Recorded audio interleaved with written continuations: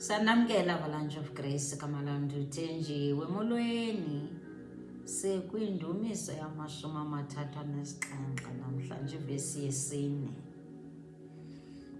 Ziyolise ngoYehova wokunika ukunqwenelwa intliziyo yakho. Eli lizwi lizokhuthaza umntu. Sikwi-end times ngoku, ntsuku zokugqibela.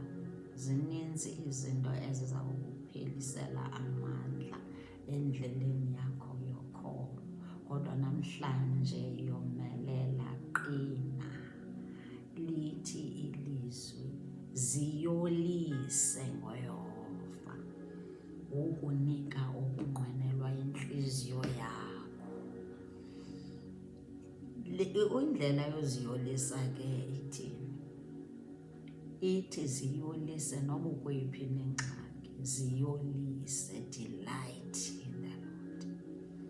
Fane noPaul noSilas, kwakungemnandanga babethwa, abantu bawugqitywa, babotshelelwa, bayawuphoswa ejele ku-Acts 16 verse 25.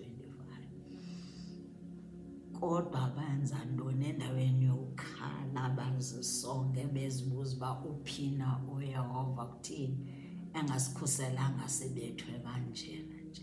Benza ntoni? They delighted in the Lord. Baziyolisa, bacula, beculela bani? uYehova. Bathi bawugqiba bathandaza. Zajika izinto, uvuleka iminyango.